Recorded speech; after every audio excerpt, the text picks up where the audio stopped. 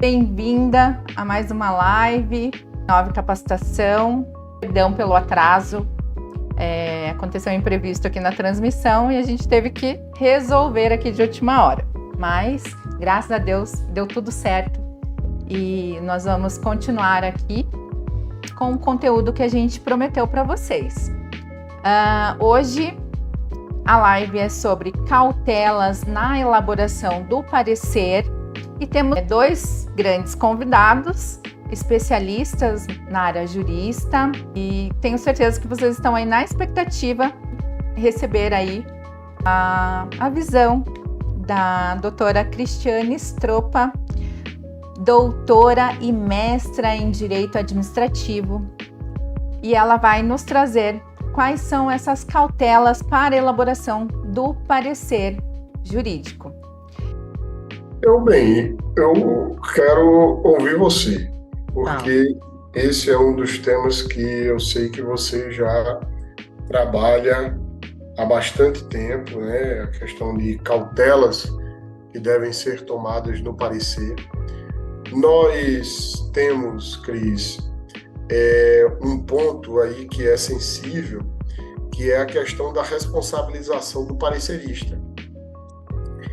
E logo que a gente, sobretudo, questiona, eventualmente, uma responsabilização por parte do TCUs, ou dos Tribunais de Contas dos Estados, e onde há dos municípios, a gente logo tem uma pergunta que, então quer dizer que o parecerista não deve ser responsabilizado. Quase sempre os questionamentos vêm nesse sentido. Então, minha pergunta para você é, primeiro, o que você acha dessa responsabilização? E aí a minha cautela que eu peço aqui, que eu pediria a você, o que é que você aponta de cautela em relação a isso? E eu teria alguns pontos da lei que eu não sei, peço perdão se você já tratou, mas a gente discute já.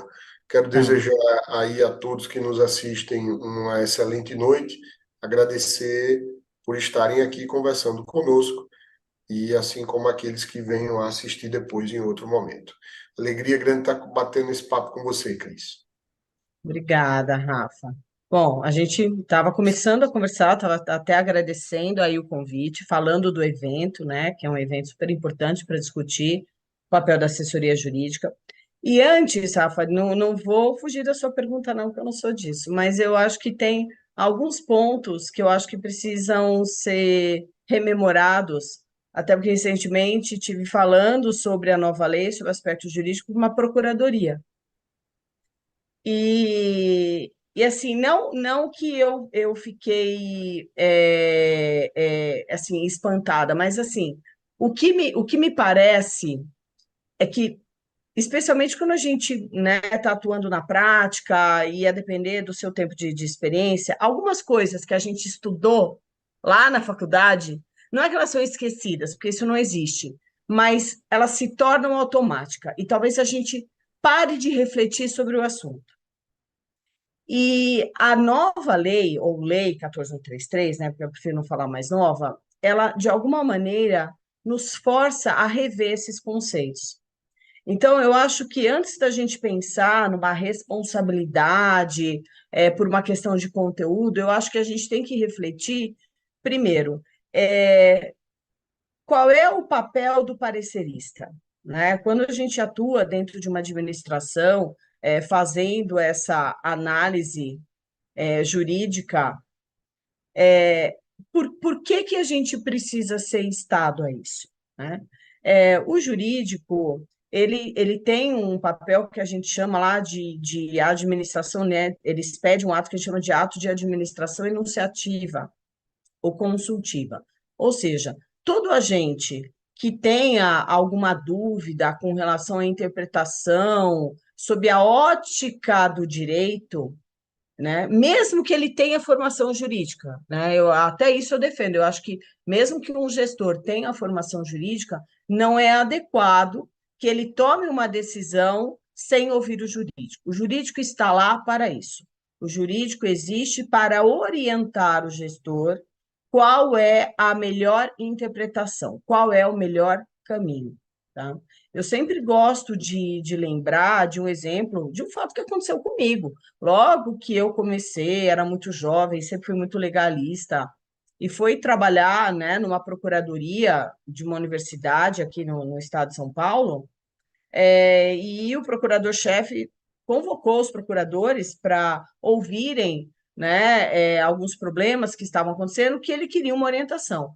E eu me lembro que ele colocava, eu levantava a mão e dizia, não, isso não pode por causa do princípio tal, isso também não pode por causa do princípio tal. Chegou um momento que ele falou, olha, então se a senhora não tem nada a contribuir, a senhora pode se retirar.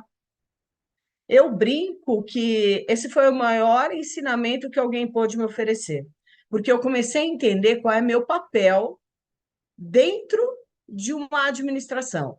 O assessor jurídico não existe para criar problemas, ele existe para apresentar soluções.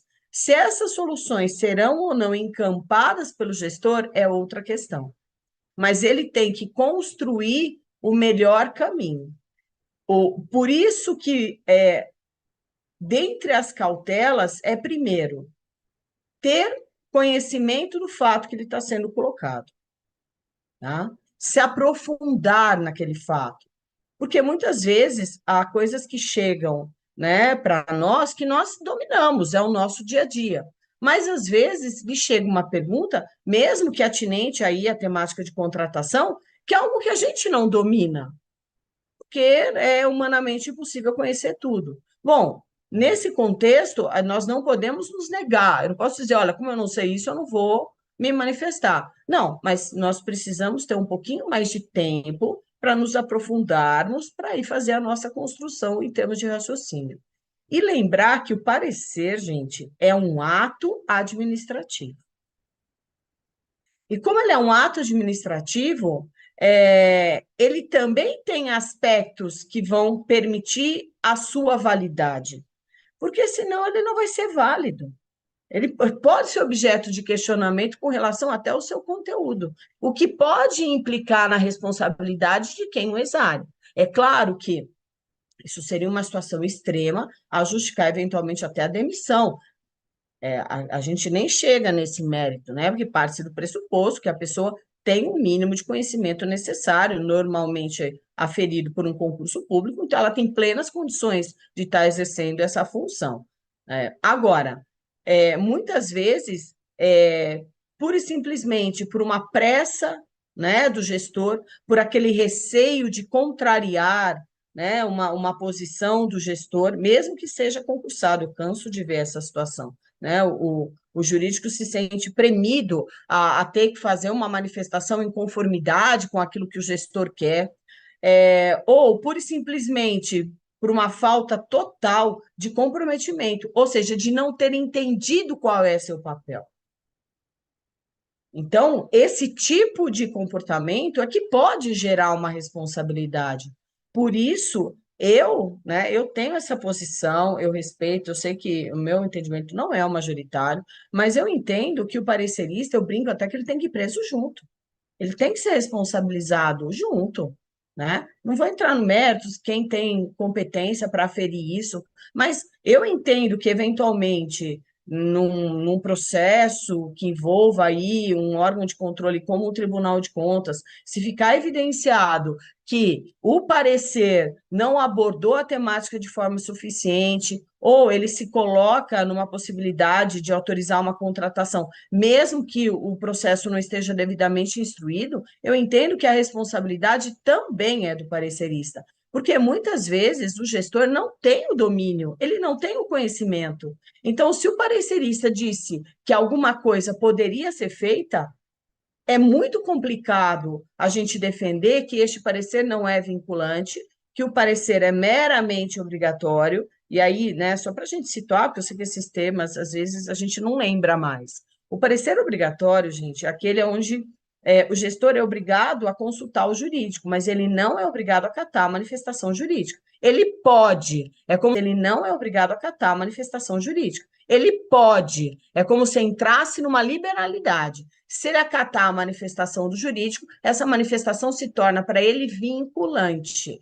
O que é uma manifestação vinculante? Está me ouvindo? Porque apareceu aqui, acho que voltou. o que que é uma manifestação vinculante? Ele não precisa motivar o ato, porque a motivação é exatamente o parecer do jurídico, mas ele poderia se manifestar em sentido contrário daquele que foi proposto pelo jurídico. E aí, nesse caso, ele teria que construir uma motivação.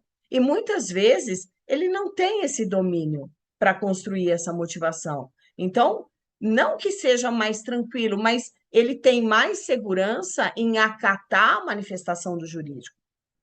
Por isso, sim, eu defendo a responsabilidade. Agora, é óbvio, se esse jurídico fez aquilo que era possível, tendo em vista as informações que a ele chegaram, e lembrando, muito embora a Lei 14.133 fale que o jurídico faz controle prévio de legalidade, e eu tenho um entendimento que eu sei que não é o mesmo, por exemplo, da Michelle. Controle prévio, para mim, não é igual controle preventivo. O controle prévio é aquele controle que vira engrenagem no processo. Eu sou obrigado a passar o processo para o jurídico e eu entendo que chamar esse controle de prévio significa que a manifestação do jurídico vincula quem vier depois. Eu entendo que, nesse caso, não é obrigatório, nesse caso é vinculante. Se o jurídico disser que o processo não está devidamente instruído, que não tem condições de seguir, eu entendo que a autoridade não tem autonomia para decidir. Se ela o fizer, aí ela está arcando com uma responsabilidade que ela não deveria arcar.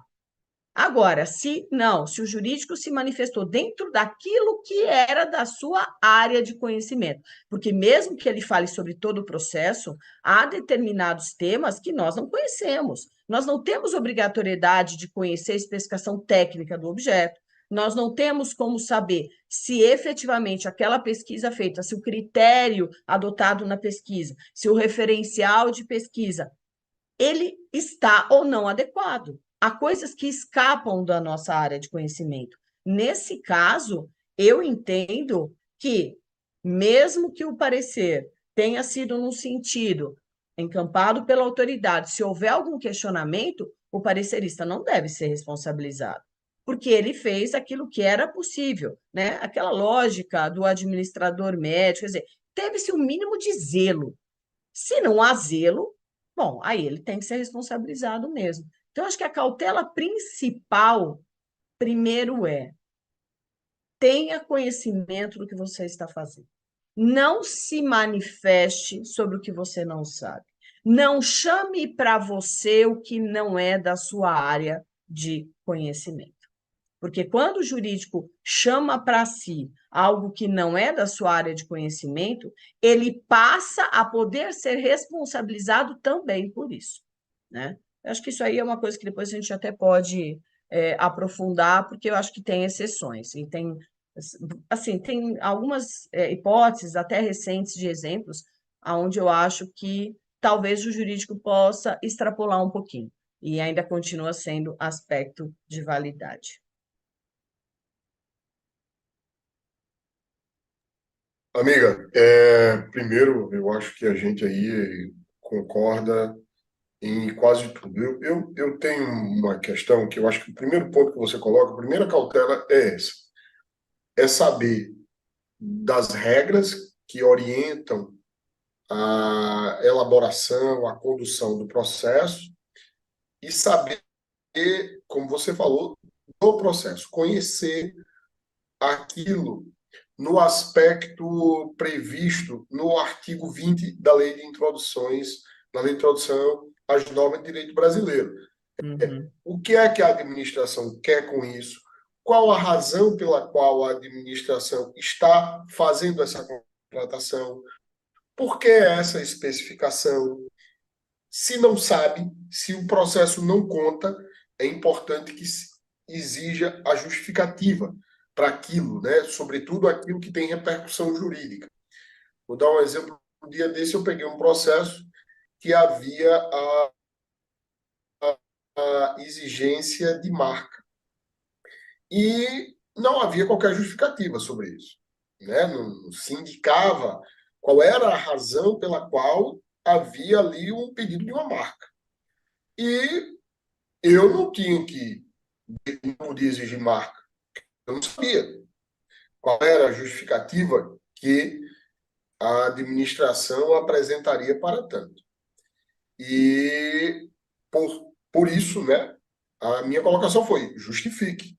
Justifique por que é que tem, porque você não me deu essa informação a ponto de que eu pudesse dizer: olha, acho que essa situação não se enquadra na situação legal.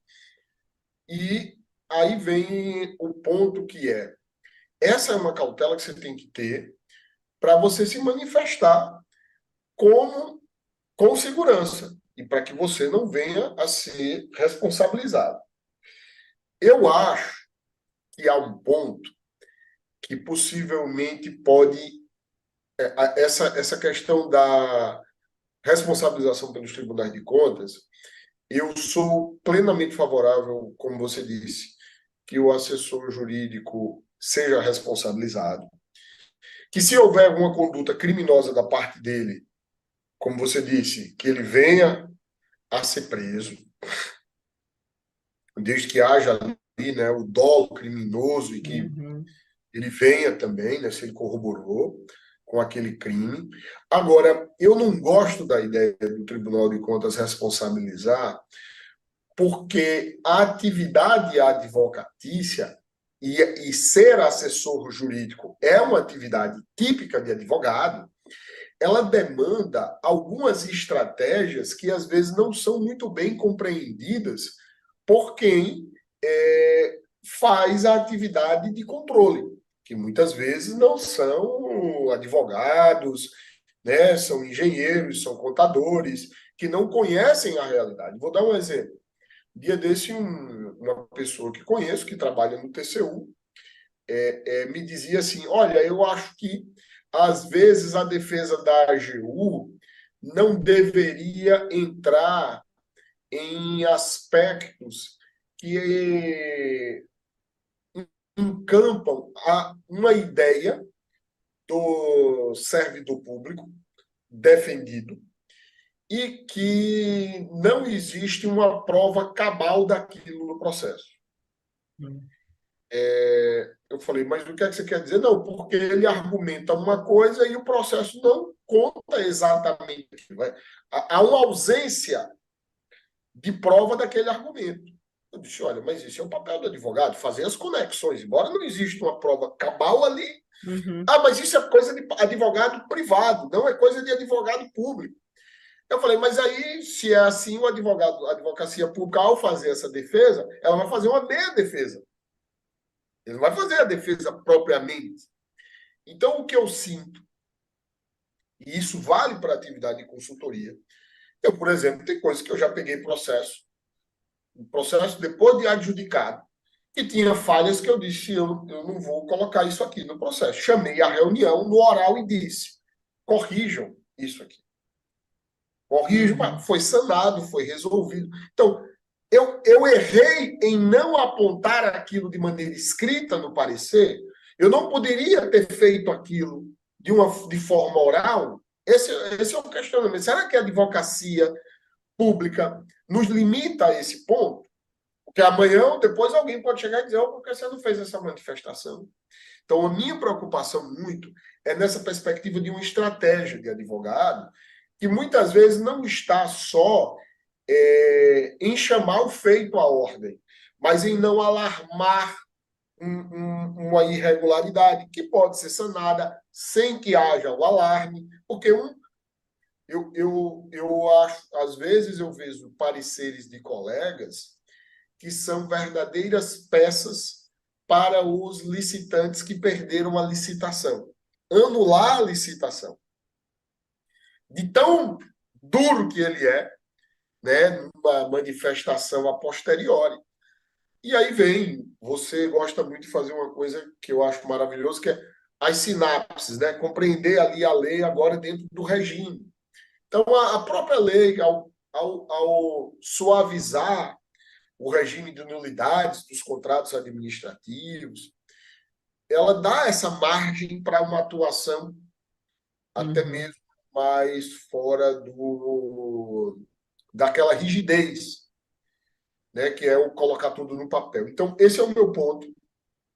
de Posso só fazer um contraponto? de haver essa É, responsabilização pelos tribunais de tá, contas. Acho que há uma preocupação muito válida, que tá. mas aí vai ficar para a corregedoria do órgão, há um certo nível de corporativismo, o que eu também não acho que há. Mas tudo bem, então que coloque-se um órgão independente para fazer que crie-se uma comissão, que se estabeleça um representante da OAB dentro de uma comissão do TCU, ou seja, que regulamente isso de uma maneira que haja uma garantia de que aquela é uma atividade advocatícia. Porque daqui a pouco, eu diria, seria razoável o Tribunal de Contas controlar a conduta de um médico ao prescrever um medicamento, não é? Ao tomar uma atitude como essa, porque há uma atividade, sim, há uma questão típica da atividade de advocacia nessas funções. Perdão, amiga, só queria fazer Não, essa. sim. Então, eu acho que a gente não discorda, né? A gente não tem uma discordância relevante. Eu vou pegar essa situação que você colocou. O que que eu acho? Também na minha vida prática, exatamente por essa tônica de que o jurídico ele está lá para ajudar, ele não está lá para trabalhar. Como você falou, eu não posso servir de trabalho para quem está fora, eu não posso ser um mecanismo a fortalecer uma posição de quem está fora do governo. Isso eu concordo plenamente. E aí eu também acho que essa estratégia ela tem que acontecer. E aí eu penso que quanto mais maturidade um procurador, um assessor jurídico tem, mais ele usa melhor essa estratégia, porque ele vai percebendo qual é a relevância da sua atuação.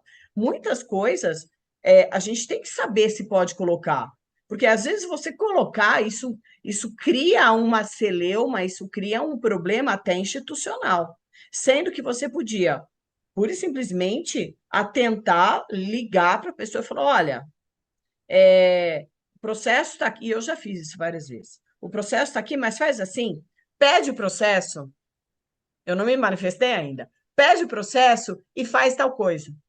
Porque aí eu vou dizer que isso foi resolvido. Mas há outros momentos, Rafa, em que eu apontei sim, que aí eu acho que entra essa questão da cautela. Por isso que são estratégias. E aí eu concordo que não cabe ao controle. Quem controla não gesta, aí você tem que ter uma deferência de controle para controle. Porque aí também é o Tribunal de Contas querendo controlar um outro controle, que é o jurídico. Aí cada um no seu quadrado. O que não pode, e muitas vezes eu vejo colegas tendo essa postura por N motivos, é o seguinte: eu estou vendo, o processo chega, eu estou vendo, porque eu tenho que ler o processo. Não é como a gente que é quando a gente começou a estagiar, né? Naquela época que o processo ainda era físico, a pessoa falava: olha, eu quero que você veja tal peça no processo. E aí a pessoa ia, aí ela falava: não, tem tal coisa. Então, mas antes tem o quê? Ah, mas era para ver o antes? Eu falava: mas você não teve nem curiosidade? Ah, não, a senhora pediu para ver tal coisa, eu vi tal coisa. Não, desculpa. Não, isso no jurídico não pode ser assim. Para a gente falar no processo, a gente tem que conhecer o processo. Então, se você lê o processo e você verifica que há uma irregularidade, e não há essa possibilidade de, numa questão estratégica, de ser resolvida, o jurídico não pode fingir que ele não viu. Não existe isso. Ah, eu não vi. Não, não existe isso, gente. Porque nessa situação, se for alguma coisa que possa, em algum contexto, gerar a nulidade, pode ser questionado, mas espera aí, o processo tramitou pelo jurídico e o jurídico não se posicionou, o jurídico não apontou, porque muitas vezes um apontamento do jurídico acarretaria por parte de um gestor uma providência. De alguma maneira isso poderia ser resolvido, ainda mais agora com o marco anulatório da Lei 14.133, que para mim vai gerar sim. Sinto muito, Tribunal de Contas, vai gerar um recrudescimento de competência de controle. Porque quem decide se alguma coisa é nula ou não, não é mais o controle, é o gestor. Porque não é só ver aspectos de validade, é fazer a ponderação do interesse público, não é papel de controle. Quem pondera interesse público é gestor. Então, o controle pode, no máximo, dizer, olha, tem um vício aqui, mas quem vai resolver o que vai fazer com esse vício é o gestor. Então, por isso, essa cautela de conhecer e se manifestar ou não, eu concordo, meu amigo, é uma questão de estratégia. Por isso que não compete ao controle falar, não, mas você faz, escreve assim, escreve assim. Desculpa, eu vou fazer a defesa da maneira que eu entendo mais adequada, tá? Você não precisa concordar comigo. Isso eu acho um certo abuso do controle. Eu acho que o controle não existe para isso. Tá? E eu acho que o parecer do artigo 53 da 1433, ele não requer tanta estratégia assim. Até porque ele é um parecer que diz respeito a um ato a ser praticado. Então, ninguém pode ser responsabilizado porque colocou na minuta do edital uma marca, a exigência de uma marca sem apresentar a devida justificativa. Não, calma. Na minuta do edital não tem problema nenhum. Não é? Sim. Ali eu acho muito adequado que se faça os apontamentos, não haveria problema. O problema, às vezes, é que você está diante de um ato que tem uma irregularidade, que deve ser sanada, mas que se você disser aquilo no processo, dizendo que está nulo tal, e aí, como você disse, aquilo ainda pode ensejar uma série de ponderações, Uhum. mas aquilo na mão do juiz, pelo licitante perdedor, aquele parecer dizendo, de fato, há uma irregularidade aqui, sem que haja as ponderações, aquilo na mão do juiz é uma liminar que para a licitação, quem sabe que se não cancela a licitação. Então, são essas estratégias mesmo que eu coloco aí como uma medida de cautela. Agora, nós estamos falando aqui de uma cautela mesmo do agente, né, do assessor. Uhum. Mas nós também temos, ainda nessa perspectiva, um ponto na lei que eu acho que carece até de regulamentação. Regulamentação, especialmente dos órgãos de advocacia pública, que é o tal dos pressupostos de fato e de direito que devem constar do parecer. Na oficina do evento, possivelmente você vai receber esse questionamento. Professora, o que é que eu devo falar no parecer? Por exemplo, a cláusula de reajuste. Eu olhei ela lá no edital, ou no contrato, geralmente ela está no contrato, às vezes ela está até no termo de referência, mas eu olhei e está tudo certo. Era uma compra, um fornecimento continuado, digamos assim, vigência de 5 anos, e havia a previsão do índice para com a concessão do reajuste anual, contado da data do orçamento estimado para a primeira anualidade. A justificativa estava nos autos pela adoção do índice, e aí? Eu preciso abrir um tópico do critério de reajustamento. Segundo o artigo 37, inciso 21 da Constituição, é precisa a manutenção das condições efetivas da proposta. A Lei 14.133, no seu artigo 130 alguma coisa, trouxe a regra de que eu preciso fazer isso. Esse é o meu ponto, Cris. Eu entendo que não. Eu entendo que não. Não, porque assim, falar da minha experiência. Antes da lei, os meus pareceres, eles tinham, assim, em média, 6, 7 laudas. Quando veio a nova lei, porque lá, né, eu estava trabalhando no Tribunal de Contas do município e a gente chegou a usar a lei, por causa de um decreto do município de São Paulo. Os meus pareceres passaram a ter, no mínimo, 20 laudas. Veja, e eu não chegava nesse grau de minúcia. Eu entendo que, claro, não é possível você padronizar um parecer, né? No sentido de dizer assim, o parecer tem que analisar tais itens. Não, eu acho que isso também vai ficar, eu não digo na discricionariedade, que eu fico com tanto receio de dizer discricionariedade que parece que o parecerista vai escolher o que ele vai analisar. Não, tem que ter uma coerência. Quer dizer, que pontos naquele processo de contratação são relevantes para ele concluir pela possibilidade de segmento. O que é relevante? Às vezes, esse item, né, pode ser relevante, a depender da natureza do objeto, a depender, talvez numa compra, acho que compra não, mas você está falando de um serviço com dedicação exclusiva de mão de obra, onde você vai acrescer reajuste com repactuação, talvez essa análise ela se faça necessária. Mas é algo que tem que ser ponderado, e aí eu acho interessante a sua ideia de uma regulamentação, mas uma regulamentação no sentido de uma orientação.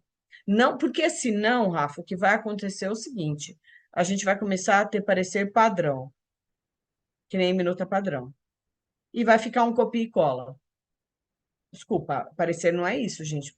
Tá? O parecer não é copia e cola. O parecer você tem você pode ter itens, é óbvio. Eu tinha uma base que eu utilizava de estrutura do parecer. Até porque tem citações de início do parecer que você pode deixar lá e você só vai fazendo acomodações. Agora, o que você vai analisar, que item você vai aprofundar mais, que item você ou não vai aprofundar ou nem vai tratar dele, eu acho que isso tem que depender do caso concreto. Eu não acho que seja possível a gente, em todos. Não, porque se eu for analisar todos os itens, mesmo de um edital, se pegar pelo que a lei diz que tem que conter no edital, tá? Se eu pegar tudo aquilo e depois, se ainda tiver uma minuta de contrato anexa, se eu começar a analisar todo o artigo 92, gente, quantas laudas vai ter um parecer? Porque não é só citar, né? Você precisa trazer fundamento de doutrina, eventualmente um fundamento de uma decisão, seja do Tribunal de Contas, seja do Judiciário. E qual é a efetividade disso? Eu faço muito um raciocínio, Rafa, do controle em si, sabe? Que é um tema que eu tenho focado a estudar. O controle tem que ser útil. E isso, para mim, é o típico controle inútil. Porque você vai falar, falar, falar, aquele parecer enorme que ninguém lê, porque tem esse problema também, né? Muitas vezes na faculdade os alunos me perguntam, professora, porque eu dou muito caso prático e mando fazer parecer. Professora, quantas laudas a senhora quer no parecer? Eu falo, você pergunta para mim, quantas você precisa? O parecer tem que ter um tamanho suficiente. Agora, a gente tem que saber que o destinatário da mensagem, ele tem que ler. Então, se você coloca ali muitas laudas, primeiro que ele não vai ler. E você quer que ele leia. Então, até essa questão formal, gente, não é só a questão material. Por enquanto, a gente está aqui, né, falando de questões materiais, de conteúdo, que são estritamente relevantes. Mas o aspecto formal do parecer também é relevante. Tá? E como você estrutura, como você constrói a sua linha de raciocínio, até uso, eu sou um pouco contra ainda, mas eu brinco, eu sou velho. Aquele design, né, que o pessoal está usando hoje e cria hiperlink, e tá bom, às vezes isso é interessante, já tem decisão judicial usando esses recursos, né, visuais. Dependendo da área que você atua, né, um órgão super tecnológico, isso pode ser interessante, né? Facilita para o destinatário da mensagem. Então, eu acho que quais pontos, acho que é difícil colocar isso. Acho que eu preciso ver o caso concreto. Mas no seu exemplo mesmo, eu não abordaria, né? Pois é, eu também não, Cris. Você usou aí uma palavra que eu gosto de dizer assim, que você falou que nós temos que ver o parecer dentro de uma perspectiva, né, de que direcional, né, de direcionamento que ele deve dar. É, a, quando eu falo de uma regulamentação, é nesse sentido. Né? Você falou orientação, né? Uma regulamentação orientativa. É nesse sentido. Não é no sentido de dizer o parecer tem que ter isso, isso, isso, isso, isso, a lá, artigo 92 da lei 14.133, que diz o que deve ter num contrato. Não, não é nesse sentido. Aqui, eu entendo que o parecer ele tem que ser visto na perspectiva funcional. Uhum. Qual é a função daquele parecer? Primeiro, apresentar para quem pegar aquele processo que que aquilo está dentro de um regime jurídico e que está adequado. Por exemplo, olha, é caso de fazer licitação, a modalidade está adequada, uma análise prévia sobre esses aspectos. E depois, como a lei diz que você faz uma análise jurídica do processo, o processo tem as peças, o ETP, o processo tem o termo de referência, a pesquisa de preço. Pá. Eu costumo dividir fase de planejamento, ETP, pesquisa de preço. O ETP, meramente para dizer, foi feito, porque o ETP não tem muito o que se analisar juridicamente. Né? E aí você vai desdobrando conforme cada uma das coisas que existe. Por exemplo, tratamento especial para micro e pequena empresa. Então, eu pego diversos processos que têm diversos itens e não reservaram para aqueles itens que são abaixo de 80 mil, até 80 mil, a exclusividade. Então, eu abro lá. Mas se tem, eu abro e digo, olha, tem, segundo a lei, tem Atendeu. que ter e tal, está correto. Por quê? Eu Porque esse é um também. ponto sensível. Então, às vezes, a gente tem que identificar o ponto sensível e dizer, é isso, tem que ter. Isso não é uma regra que se segue. O critério de julgamento, para mim, uma tabela que diga o artigo 92, né, da Lei 14.133, diga, consta o critério de reajustamento do contrato? Sim, é o suficiente. Ah, consta, mas é um contrato e não é com dedicação exclusiva de mão de obra e o critério que consta lá é repactuação. Aí sim eu vou abrir um tópico e vou dizer, olha, aqui não é para ser repactuação, porque esse é um contrato, tal. Essa é a perspectiva que eu diria funcional do parecer. Uhum. Para Isso. que é feito o parecer? Segunda linha. Ou seja, para levar a situação à regularidade. A situação está irregular. Os parâmetros jurídicos não estão sendo obedecidos. Então, vamos lá e vamos chamar esse feito à ordem. Então, é nessa perspectiva, Cris, que eu diria que nós temos de parar para observar o parecer jurídico. Né?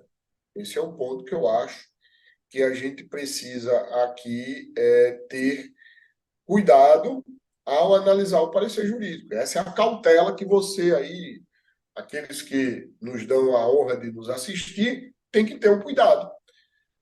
Eu devo, sim, apresentar minimamente que aquele processo está seguindo a ordem jurídica, nos seus parâmetros gerais. E ir a fundo naquilo que merece correção. Ou, por exemplo, naquilo que é a exceção. Como a exclusividade para microempresa, como uma adjudicação por grupo. Pode estar tudo certo. Eu abro um tópico e digo, olha, a administração fez isso, e sim, isso é possível, nos termos do parágrafo 2º, parágrafo 1º e 2º do artigo 82 da Lei 14.133, tal. Porque aquilo é excepcional. Então, é preciso ter cuidado de ajudar o gestor ao trazer a fundamentação jurídica para aquela postura dele. Mas, de regra, o que está dentro do métier, do padrão, e está tudo ok, não seria... Por exemplo, no caso de registro de preço, nós temos um decreto que diz quais são os casos que se pode usar o registro de preço, embora ele diga que pode ser usado em outras situações em que haja conveniência. Uhum. Então, eu vou ter que observar, né? A administração expôs qual é a conveniência de usar registro de preço. Então, ainda que esteja tudo ok, é fundamental que eu traga esse dado. Olha, é registro de preço, a justificativa é essa, e parece que sim, está adequado ao que existe no processo. Então, perceba que esse é o ponto que eu acho que aí a gente tem de ter cuidado. Certa feita, também num evento em um Tribunal de Contas, me disseram que o Tribunal de Contas, o membro do Tribunal de Contas disse, nós temos que cuidar de regulamentar isso aqui. E eu, nessa hora, eu objetei. Eu falei, olha, eu peço desculpas pela sinceridade, estou na casa de vocês, mas eu acho que isso não é uma tarefa que cabe, essa regulamentação não cabe ao Tribunal de Contas. Isso cabe aos órgãos de advocacia pública, né? Que vão aí trazer a regra de como se dá o exercício dessa atividade, porque é uma atividade tipicamente de advocacia e que merece essa cautela, digamos assim. Cris, eu queria pedir a quem está assistindo a gente, e se está curtindo essa live, por favor, deixa o seu like aí. Isso é muito importante para fazer com que o conhecimento possa aparecer para outras pessoas que se interessem e também que compartilhem com seus colegas.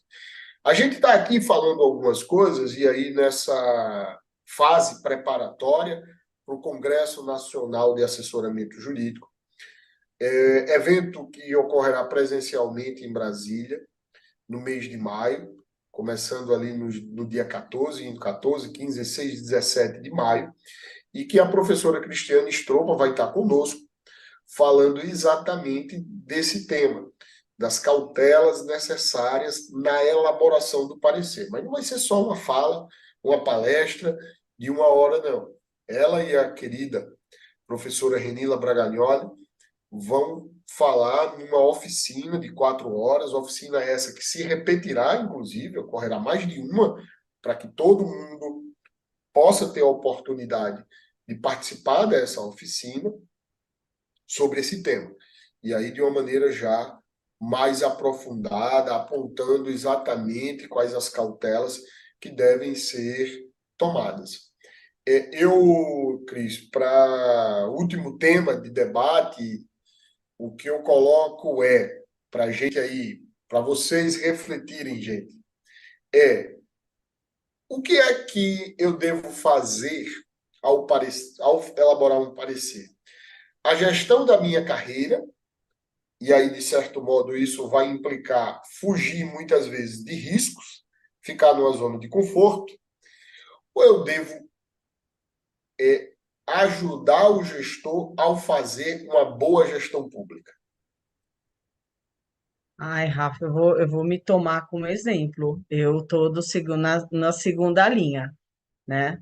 Eu nunca me preocupei em usar o papel, né, de assessoria jurídica para construção de carreira. Eu acho que ela se constrói normalmente em face do seu comprometimento, né, do seu aprofundamento, da segurança que você dá para o gestor. Até pegando esse ponto, claro, eu não tive acesso ao processo e isso foi discutido lá no grupo que a gente faz parte, com relação a essa contratação de artista, né? Que eles têm muito na época do Carnaval e depois na época de São João, que os municípios contratam artista, e teve um caso aqui perto aqui do município de São Paulo, de um artista que foi contratado, aí por simplesmente ingressaram com uma ação judicial, o judiciário suspendeu, que eu acho que ele não pode, tá? Existe aí um certo limite para o controle judicial, especialmente pelo motivo que foi dado. Mas aí depois o tribunal, recorreram, o tribunal liberou o show.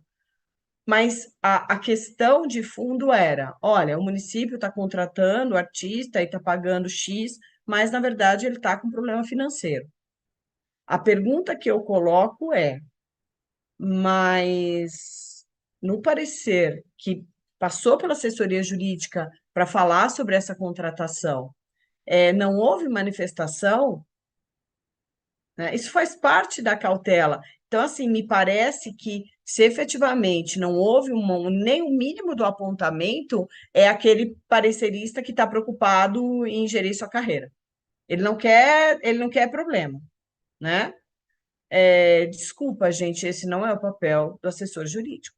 Esse não é. Você se apequena quando você faz isso.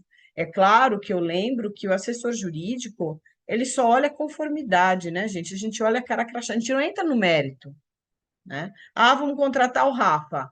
Ai, não, mas eu não gosto do Rafa. Então, não. Não, desculpa, eu não tenho que gostar nem desgostar. O Rafa preenche as condições de contratação notória? Claro que sim. Pô, veja, não é gosto, gente, não é mérito. Se está demonstrado no processo, se ele preenche os requisitos, eu vou me manifestar. Agora, num caso desse, Veja, e a contratação em si do artista preenchia. Mas, peraí, o procurador no município não sabe da situação financeira do município?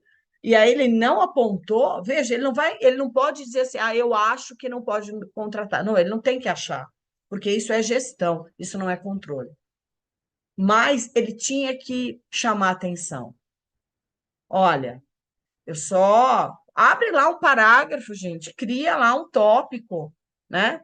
Olha, seria conveniente que se avaliasse a oportunidade, a conveniência da contratação nesse momento, tendo em vista que há indícios, né? Porque a gente também tem que dosar muito bem essas palavras, né? Porque o parecer nunca manda, né? A gente não manda, a gente morre de vontade, mas a gente não tem esse poder, né? A gente tem que usar sempre palavras amenas, palavras de recomendação. Então, é orientação, a gente ilumina o caminho. Se a gente entendesse que o nosso papel é tão bonito, gente, a gente ilumina o caminho do gestor, tá? Então, num caso desse, eu sinto que talvez tenha falhado, né? Não houve essa cautela de ter uma preocupação de apontar, pelo menos, olha, eu só chamo a atenção que tem essa questão aqui, né? E, obviamente, tem que tomar muito cuidado como você vai colocar esse ponto. Mas eu entendo que o parecer não podia não chamar atenção para isso. Então, é o tipo de coisa que, conforme a gente vai entendendo o nosso papel dentro da administração, a gente vai percebendo, né, essa responsabilidade que a gente tem. E talvez a gente se preocupe mais em auxiliar o gestor do que pura e simplesmente se dar bem na carreira. Ô, Cris, uma coisa que eu falei lá no chat do YouTube agora é que, por ser segunda linha, primeiro, você está próximo da gestão, você está dentro da gestão. Isso. E você tem uma competência específica, delimitada tecnicamente, que é a questão jurídica do processo. E, como tal, você tem, na qualidade de parecerista, de fazer apontamentos no que diz respeito a uma gestão dos riscos jurídicos do processo, né? Que é o que você coloca. Então, assim, a administração, olha, eu não tenho que fazer gestão financeira, mas a gente tem lei de responsabilidade fiscal que limita os gastos públicos diante de determinadas situações. Será que isso aqui você não vai se arriscar diante dos apontamentos que nós já estamos sofrendo pelo Ministério Público, pelo Tribunal de Contas, então avalie nesse ponto. Mas eu coloco, Cris, que também, e aí você traz muito bem que às vezes o jurídico, para se dar bem na carreira, e agrada o nomeante, agrada o chefe. Mas você também tem o inverso. Você também tem aquele jurídico que, para não ter problemas com questionamentos futuros, ele, por exemplo, só faz alguma coisa se tiver um acórdão do Tribunal de Contas que diga a ele assim, olha, isso pode fazer, né? Ou seja, ele não é proativo, ele não se vê diante de um caso, peraí, isso sim, isso é sensível, mas peraí, eu lembro de uma situação que eu acho muito interessante, que era prorrogação de contrato extraordinária. Isso era a Lei 8666. Aquela prorrogação, para além dos 60 meses previstas no 157, acho que parágrafo 8º. No 57, parágrafo 4º. Ou 57, que 157, parágrafo 4º. Isso. Então, é que, passados os 60 meses, alcançados 60 meses, seria possível uma prorrogação de 12 meses excepcional. E aí a lei diz uma prorrogação decorrente de uma situação excepcional. E é interessante que tinha o TCU e a AGU têm uma orientação normativa dizendo assim, que no caso de falta de planejamento do gestor público, seria possível fazer uma dispensa emergencial, porque você não deve prejudicar o serviço público. Você resolve o problema do serviço público e a falta de planejamento deve ser resolvida pela via disciplinar, punindo o servidor que deixou de tomar as providências. Mas não existia um posicionamento quanto a isso, em relação a essa prorrogação excepcional. De modo que tinha um problema, parecia haver ali uma falta de planejamento. O contrato estava chegando ao fim, 60 meses. Ou prorrogava excepcionalmente, ou fazia uma dispensa emergencial. E um colega disse, não faz a prorrogação excepcional porque o TCU nunca se manifestou sobre isso. Eu disse, não, mas o que é que você sugere? Fazer a dispensa emergencial. Mas olha, se eu posso fazer a dispensa pegando um novo contrato com um preço que não foi licitado, muito mais eu poderia solucionar esse caso por uma prorrogação excepcional, me parece, pelo tempo, limitado ao tempo necessário para fazer uma nova licitação, uma nova contratação. Então, veja aqui há um certo acovardamento. Não, eu preciso de um acórdão e me resguarde. E aí é quando eu digo que você também está fazendo uma gestão da carreira, do seu CPF. E não está correndo riscos calculados. Que não acho nem que tem risco isso. É um raciocínio jurídico muito válido, muito cristalino em relação à sua licitude. Então, esse é um ponto que eu também coloco, de que é uma postura que a gente deve ter, como você disse, não só de agradar o gestor, sempre, sempre, sempre, mas também não de se acovardar, sem fazer construções diante de ausência de entendimentos cristalizados. Minha amiga, eu quero agradecer a você por aceitar o nosso convite para estar no Congresso conosco e para estar hoje aqui fazendo mais uma live, participando aqui dessa jornada de preparação para o Conaju. Obrigado, Cris. Obrigada, Rafa. Gente, assim, atenta aqui, isso aqui é só uma pitadinha, viu? Tem muito mais coisa que a gente não vai falar. E olha, a gente não combinou as perguntas, viu? Então, a nossa conversa aqui foi para mostrar para vocês que é um tema muito interessante. A nova lei, ela traz essa revisitação do papel da assessoria jurídica. Eu acho que agora as assessorias jurídicas têm que aproveitar para se empoderar. Eu acho que as assessorias, em algum contexto, elas perderam muito espaço, né? Então, ela tem que entender qual é seu papel. Acho que isso é importantíssimo. E encontrar, né, o meio do caminho, né? Qual é o ponto adequado. Nem muito e nem pouco. Eu acho que isso é uma construção.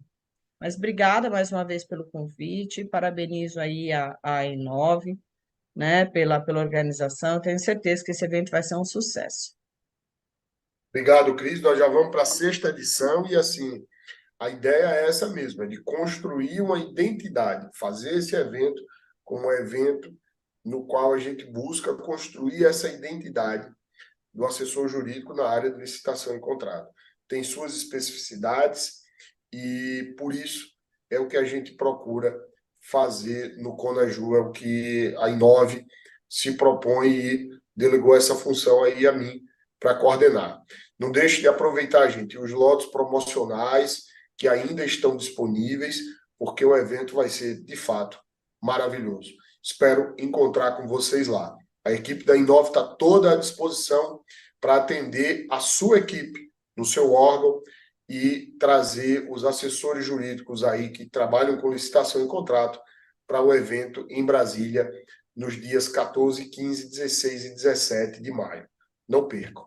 Obrigado pela audiência maravilhosa. Semana que vem a gente tem uma conversa com a professora Cristiana Fortini e eu espero encontrar vocês mais uma vez para debater temas relacionados à licitação e contrato. Forte abraço, até a próxima.